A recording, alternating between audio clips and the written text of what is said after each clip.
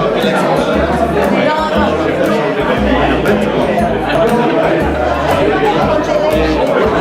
ben voilà. Les artistes. Bonjour à la famille. Bonne et heureuse année. Bonne santé. Surtout moi. Même si c'est plus à 100%, c'est ça.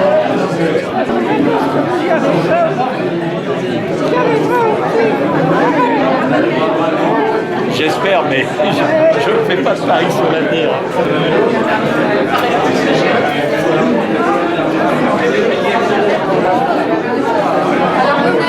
Merci à vous également. Bonne année, Jean-Philippe. Une bonne santé avant toute chose.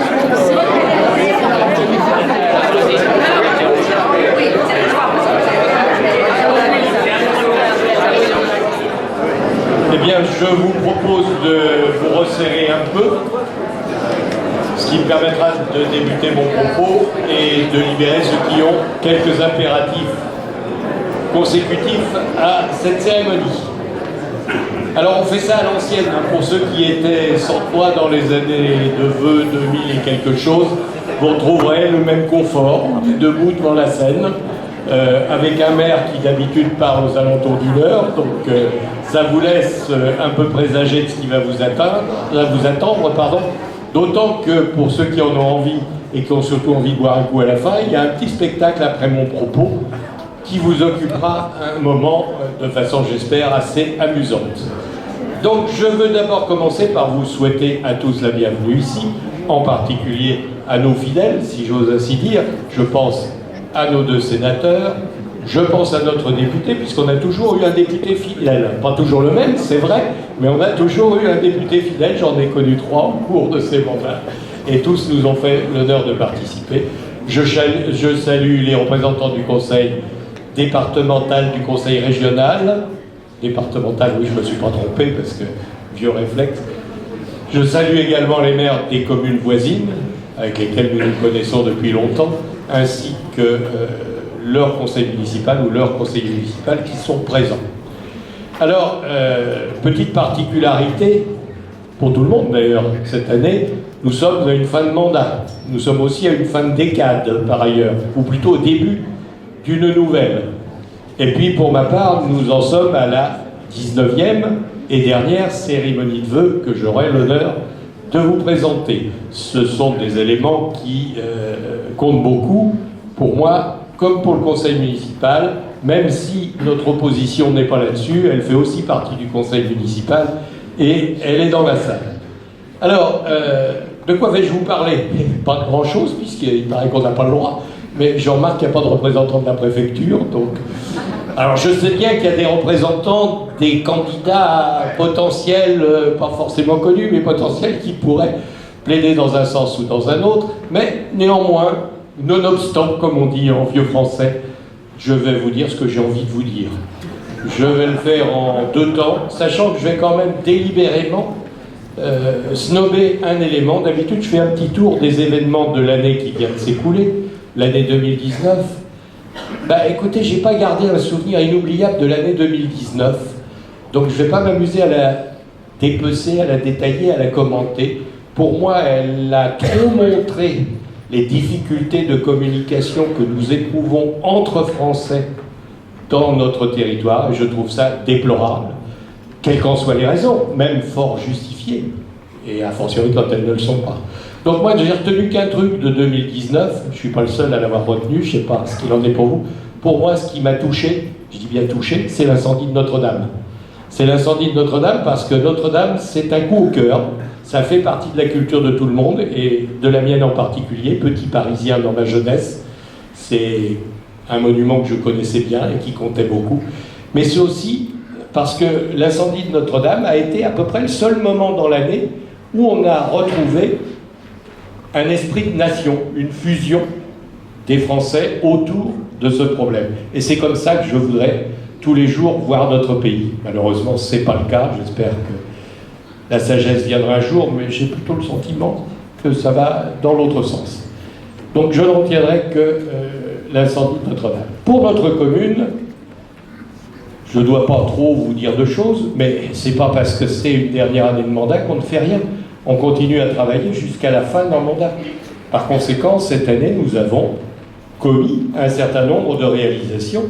Et ces réalisations ont toutes de l'importance pour vous, parce qu'on les a commises pourquoi? On les a commises dans l'intérêt général des habitants de la commune.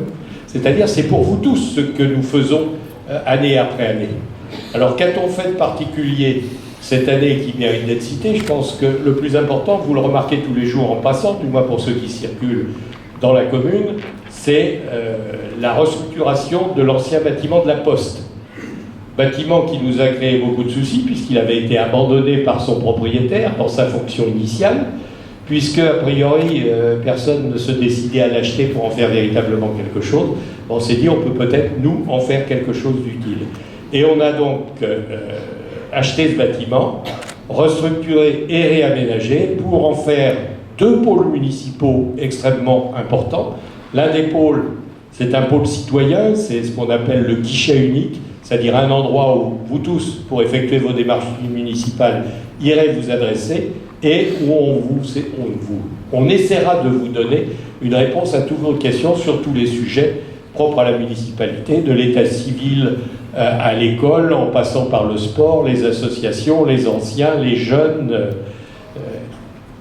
etc.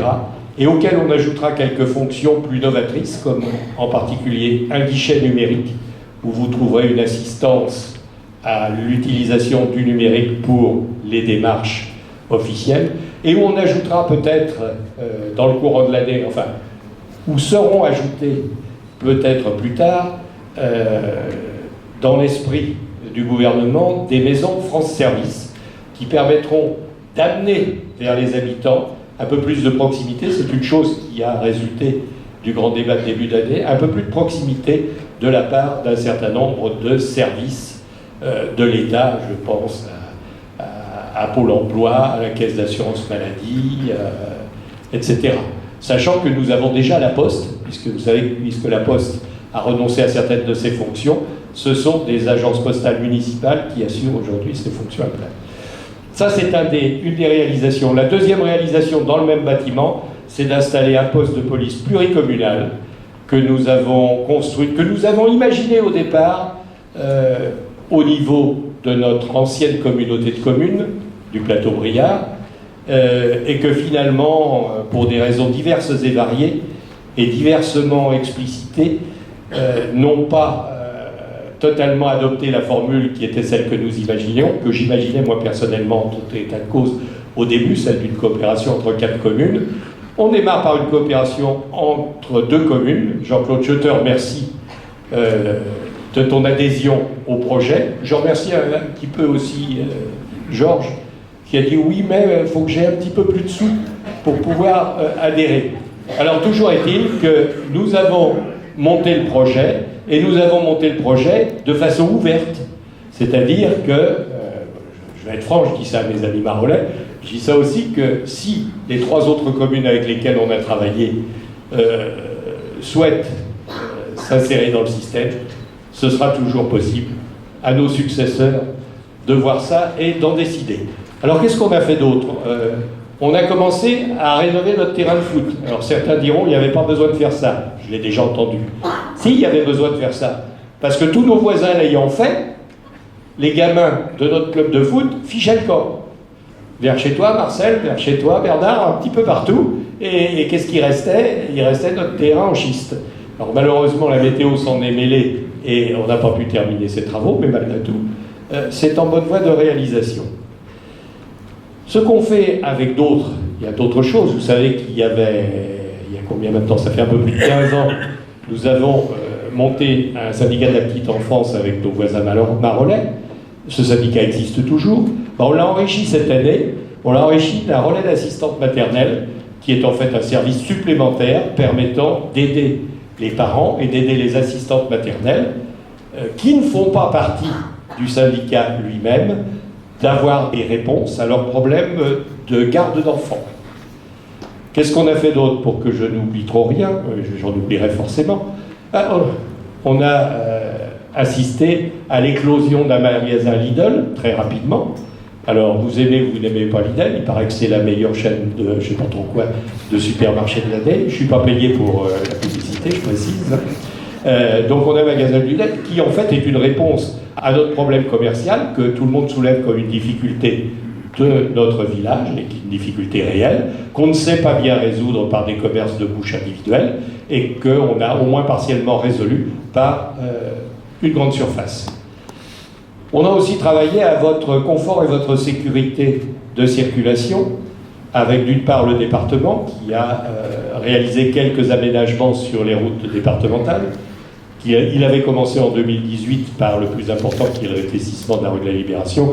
Il continue en 2019 par l'alignement d'arbres de la route de Marolles.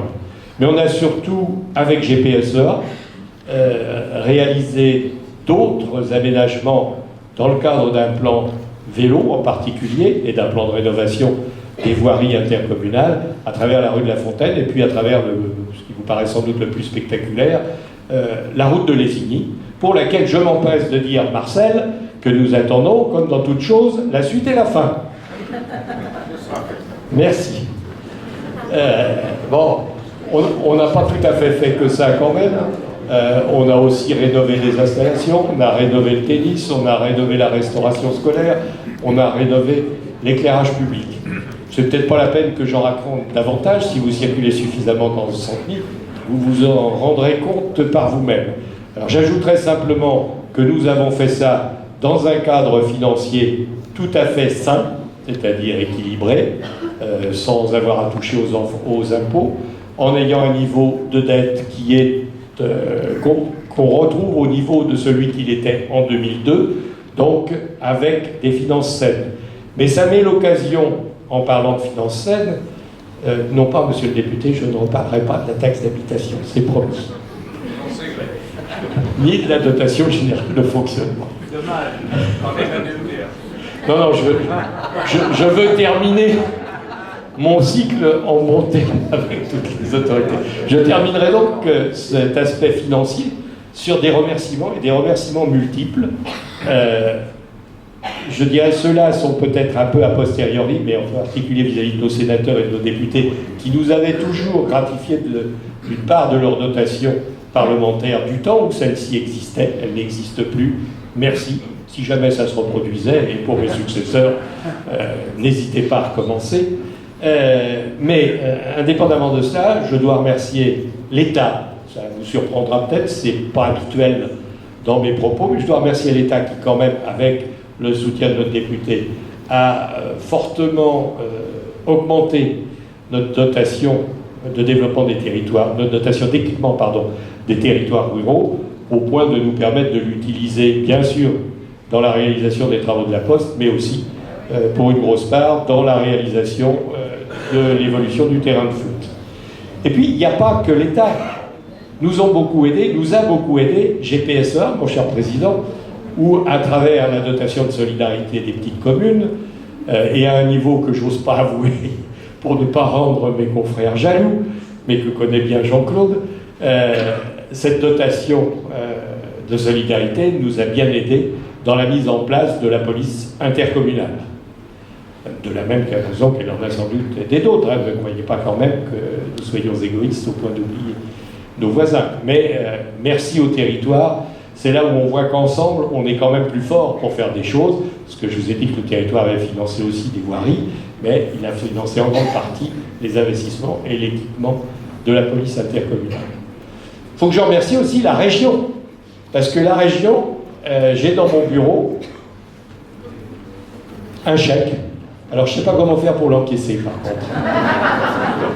Parce qu'il est un peu encombrant. La région nous a signé un chèque, j'espère donc qu'elle l'honorera, de 700 000 €. Mais je n'ai pas parlé des sommes précédentes. Le GPSEA nous a aidés à hauteur de plus de 800 000 € cette année. Donc c'est vous dire quand même que ça nous a épargné des emprunts si nous voulions obtenir notre rythme d'équipement.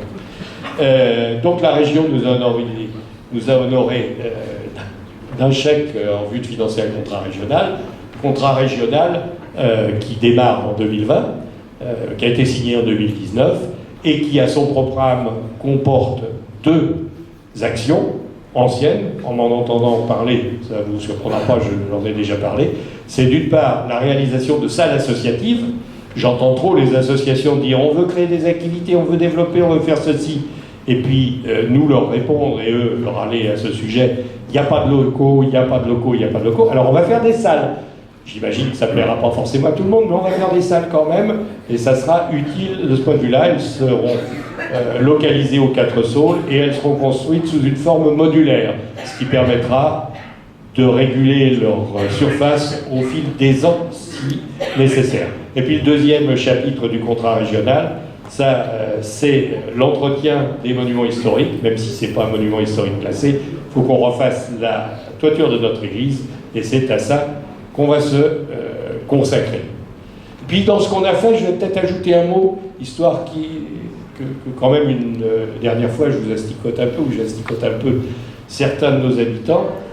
En 2020, on atteint pratiquement notre quota de 20% de logements conventionnés. Je m'attendais à entendre « Ouh !» Non.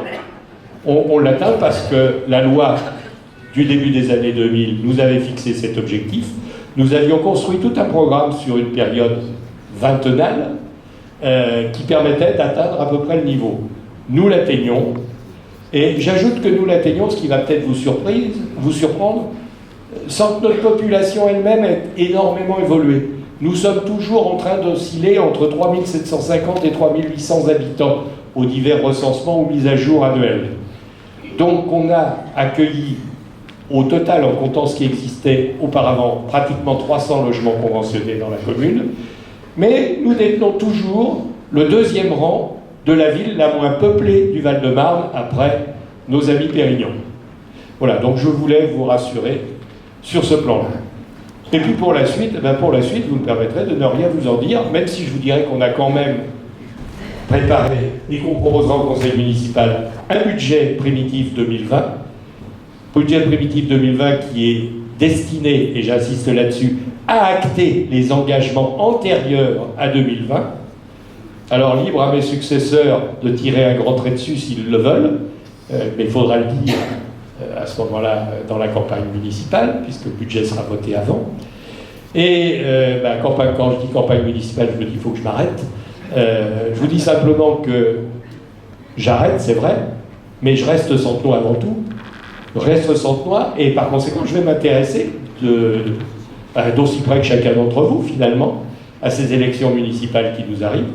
Je vais m'y intéresser à travers les programmes, ça va de soi, c'est le premier élément, en espérant trouver dans ces programmes ce que j'attends pour le Santeny de demain, c'est-à-dire qu'on nous maintienne le village que j'aime, l'environnement agréable que nous avons actuellement, mais que nous sachions toujours accompagner l'évolution de la société, rester d'actualité, si j'ose dire, ne pas devenir un village dortoir endormi. Il faut continuer à évoluer de ce côté-là. Et puis, après avoir regardé les programmes, je vais regarder évidemment, comme chacun, les gens qui les portent, les listes, les personnes qui composent les listes, et j'espère que je trouverai dedans ce que j'estime nécessaire de compétences, d'expérience, d'engagement, de lien ou d'osmose avec la population, de façon à nous assurer un mandat positif ou des mandats positifs pour le futur. J'ajoute seulement deux mots là-dessus. Le premier, c'est que je compte que ces élections se déroulent dans une ambiance de respect mutuel qui me paraît essentielle.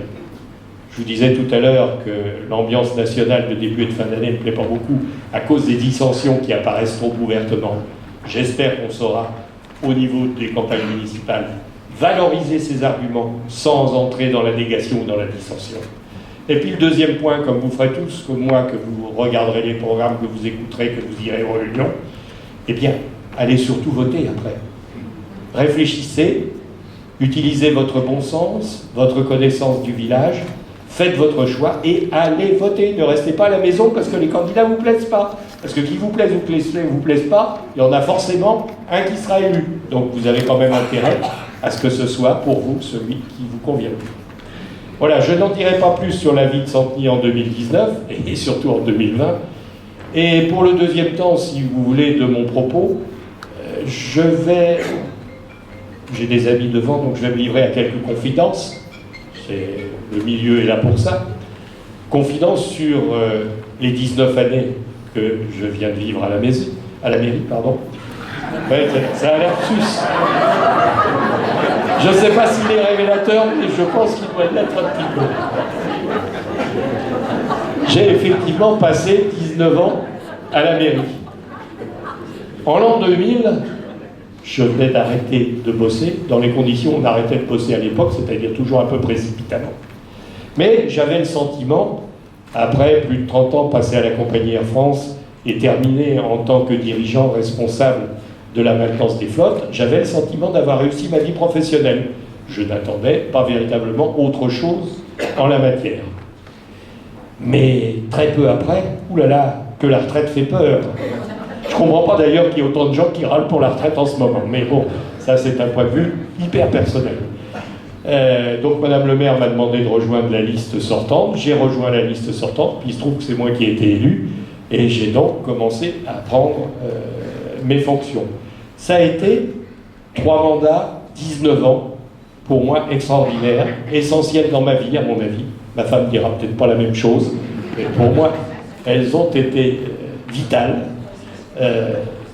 J'ai découvert beaucoup de choses. D'abord, j'ai travaillé avec des gens, mais ça j'y reviendrai tout à l'heure, intéressants, et même plus qu'intéressants, remarquables. Mais j'ai découvert beaucoup de choses. D'abord, quand je suis rentré à la mairie, je crois que j'étais quasiment jamais allé, je venais aux vœux, comme vous tous, tous les ans, mais j'avais jamais dû mettre les pieds dans la mairie, c'était madame qui s'occupait des démarches administratives.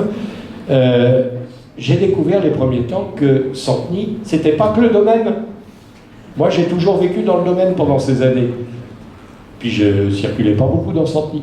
J'ai découvert que Santeny était un village, et que dans un village, il y a des quartiers, et que chaque quartier a son intérêt, son histoire, son importance.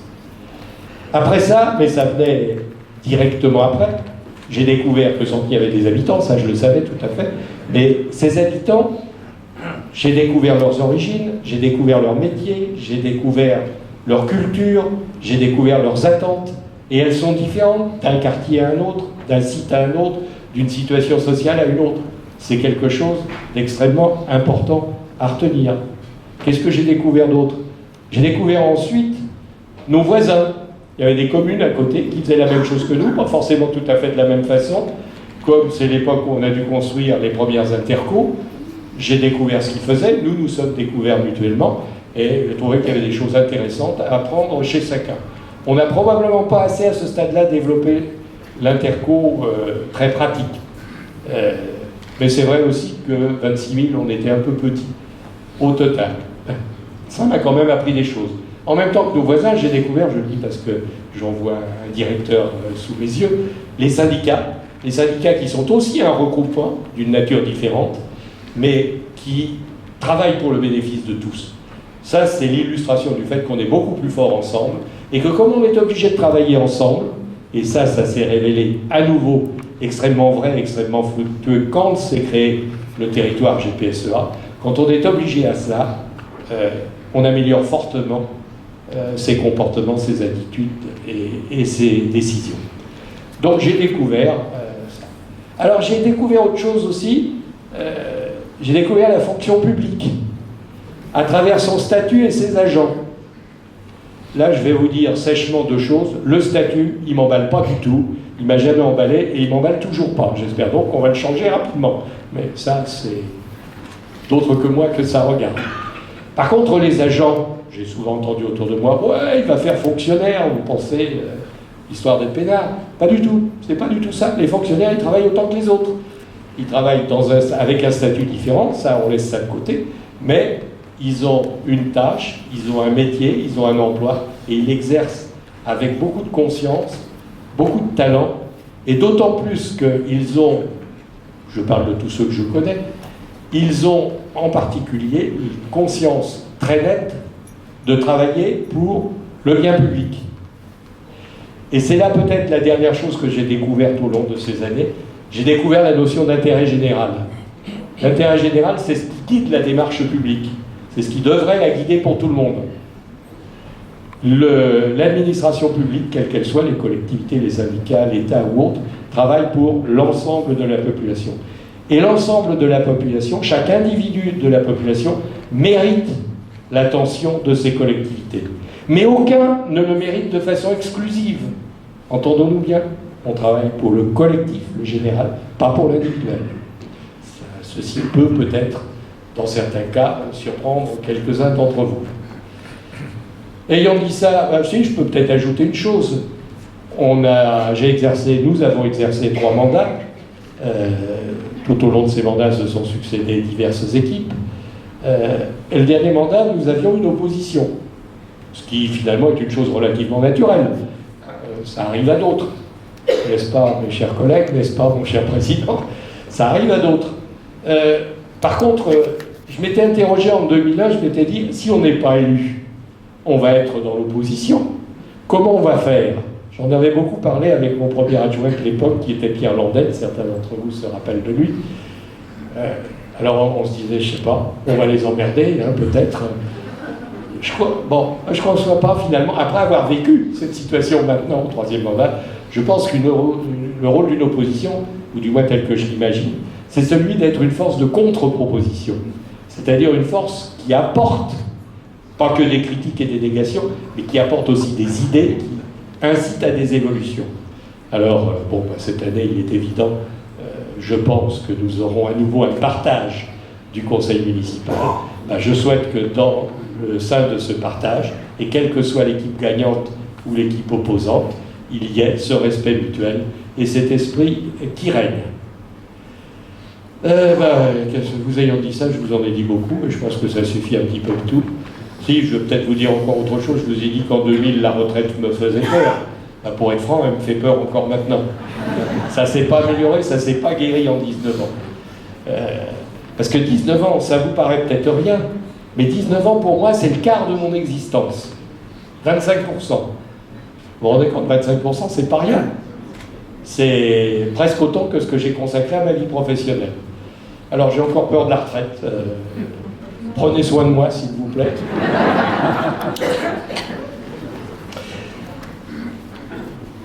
Si prenez soin de moi, ça va me permettre peut-être de passer aux vœux. Mais avant de passer aux vœux que j'ai l'intention de vous adresser, je voudrais régler mes comptes, mais j'allais dire en tout bien, tout honneur, ou plutôt payer mes dettes, si vous voulez bien. C'est quelque chose d'important, on ne parle pas sans apurer le solde. Mes dettes, je les dois vis-à-vis de 4 personnes ou groupes de personnes. Le premier, c'est vous tous, Centenois et Centenoises. Vous m'avez fait confiance pendant 3 mandats, je vous en remercie. J'espère avoir travaillé à hauteur de la confiance que vous m'avez accordée, mais je vous remercie néanmoins.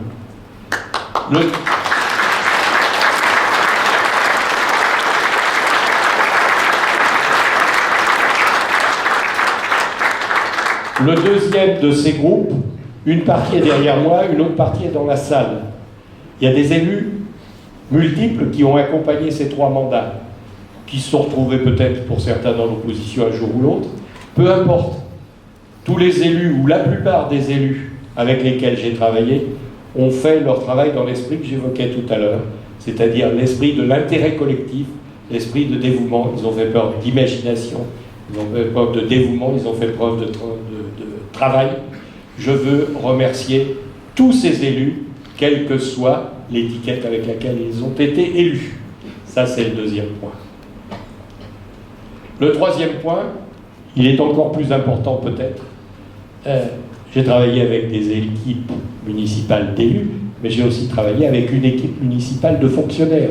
Je vous ai dit ce que je pensais des fonctionnaires et du statut tout à l'heure, mais je veux tirer un grand coup de chapeau et dire un grand merci à tous les fonctionnaires, ou la quasi-totalité, je vais dire, peut-être pour être totalement franc, avec la quasi-totalité des fonctionnaires qui ont œuvré à la commune de Centeny. J'ajouterai aussi CIP Centeny-Marolles, et j'ajouterai peut-être aussi à la communauté de communes du temps ancien de la CCPB, où nous avons des gens de très grande qualité et qu'ils sont restés. Et vis-à-vis de tous, je veux dire un très grand merci, parce que sans eux, rien ne se fait au final. Nous sommes, nous, les politiques, entre guillemets, à notre modeste rang, censés être les émetteurs d'idées, les émetteurs de projets, les constructeurs d'un système, mais pratiquement les maçons du système, ce sont les fonctionnaires. D'où tout l'intérêt, et c'est un des gros travaux qui m'a occupé un certain nombre d'années, c'est de trouver les personnes idoines dans les postes qui leur conviennent. Parmi vous tous, il y en a quelques-uns, ou plutôt quelques-unes, mais quelques-uns aussi, que je connais depuis 2001. Leur fidélité me fait plaisir. Je leur suis aussi toujours fidèle. Continuez à être vous-même. Avec mes successeurs, ce sera une chose très positive. Et puis mon quatrième remerciement, il sera peut-être un petit peu plus particulier, vous me le permettrez. Je veux remercier ma femme, Liliane, parce qu'elle m'a permis de vivre ces 19 années de la façon dont j'avais envie de les vivre. Et c'est pas forcément évident, je le comprends bien volontiers. Je ne sais pas si elle me laissera vivre celle qui me reste de la façon dont j'ai envie de les vivre. Ça sera une discussion que nous avons déjà commencée et qui est ardue, mais que nous continuerons sans aucun doute. Donc à vous tous, merci. Vous ayant dit ça, je rappellerai aux plus anciens d'entre vous, justement, puisque nous avons un petit spectacle ensuite, que nous avons fait, on a construit 2 slogans au cours de ces 3 mandats. Le premier slogan, c'est « Santeny, vivre la vie ». Ça dit ce que ça veut dire, on peut bien vivre sa vie à Santeny, et c'est ce que nous nous efforçons de faire. Mais on en avait évoqué un autre, en 2004, qui était très simple, c'est de dire on peut bosser sérieusement sans se prendre au sérieux. Alors je recommanderais à mes successeurs potentiels de méditer cette maxime. On peut bosser sérieusement sans se prendre au sérieux. Et puisque je pense que vous êtes tous d'accord avec ça, ou sans difficulté, je vais proposer maintenant de passer au spectacle avant le verre de nouvelle année. Merci à vous.